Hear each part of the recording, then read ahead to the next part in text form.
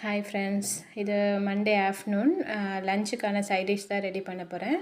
இப்போ வந்து சோயாவை வந்து சாதா தண்ணியில் போட்டு 10 நிமிஷம் ஊற வச்சு, அப்புறம் வந்து ஹீட் வாட்டரில் வந்து ஒரு 10 நிமிஷம் அதிலே விட்டுருக்கேன். இது வந்து ஒரு மசாலா ரெடி பண்ணிக்கலாம். மல்லி, அப்புறமேட்டு வந்து மிளகு, சீரகம், ஒரு காஞ்ச மிளகாய், அதுக்கப்புறம் ஒரு பட்டை, இதான் போட்டு நம்ம வறுத்துக்க போகிறோம். நல்லா அந்த ஸ்மெல் வர அளவுக்கு கொஞ்சம் வறுத்துக்கோங்க.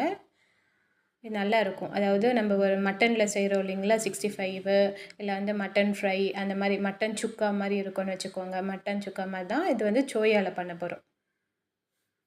ஸோ நல்லா வறுத்துக்கோங்க. வறுத்துட்டு அதை ஆற வச்சு மிக்ஸி ஜாரில் அரைச்சி எடுத்துக்கோங்க. தண்ணி ஊற்றாமல் அப்படியே இதுவாக தூளாக அரைச்சிக்கோங்க.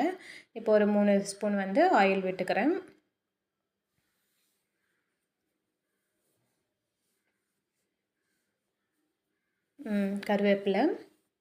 கருவேப்பிலை பொரிஞ்சதும் வெங்காயம், ஒரு சின்ன மீடியம் சைஸ் வெங்காயம் வந்து கட் பண்ணி வச்சுருக்கேன், அது போட்டுக்கிறேன்.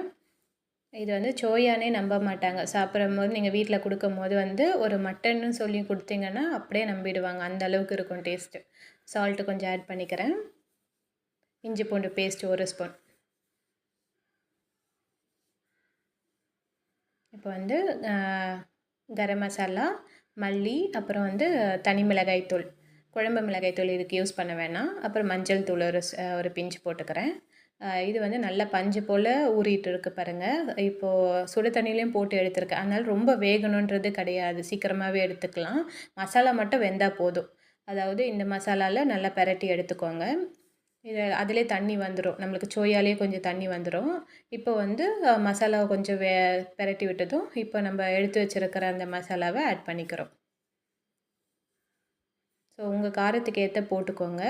இது வந்து நான் எடுத்துருக்க சோயாவுக்கு இந்த காரம் கரெக்டாக இருக்கும். உங்களுக்கு காரம் ரொம்ப வேண்டான்னா கொஞ்சம் கம்மி பண்ணிக்கலாம் நீங்கள். பாருங்கள், இப்போ நல்லா ட்ரையாக இருக்குது இல்லைங்களா. இப்போ கொஞ்சம் தண்ணி ஒரு 2 ஸ்பூன் அளவுக்கு ஊற்றிக்கோங்க, போதும். இதுக்கு மேலே வேண்டாம். இதிலையே அப்படியே டீப் ஃப்ரை பண்ணிகிட்டே வந்துடுங்க.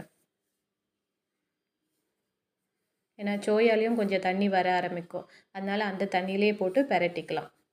ஆல்ரெடி நம்ம ஊற வச்சதுனாலையும் அதில் தண்ணி வந்து அப்சர்வ் ஆகிருக்கும். அப்போ அந்த தண்ணியெல்லாம் நம்ம வேக வைக்கும் போது வந்துட்டுருக்கும் அதுலேயே. பாருங்கள், பார்க்கும் போதே நம்மளுக்கு தெரியுது பாருங்கள், நல்லா வெந்துட்டே இருக்குது. அந்த மசாலா வாசனை எல்லாம் வாட போகணும். ரெடி ஆயிடுச்சு பாருங்கள். ஸோ இது வந்து நான் மதியம் வச்ச உருளைக்கிழங்கு கிரேவியும் ப்ளஸ் வந்து இது சோயாவுடைய இதுதான் செஞ்சுருக்கேன். ஸோ மட்டன் சுக்கா, இது சோயா சுக்கா. ஸோ வெள்ளை சாதம் இதுதான் இன்றைக்கி மதியம் லஞ்சுக்கு வந்து இதாக ரெடி பண்ணியிருக்கேன்.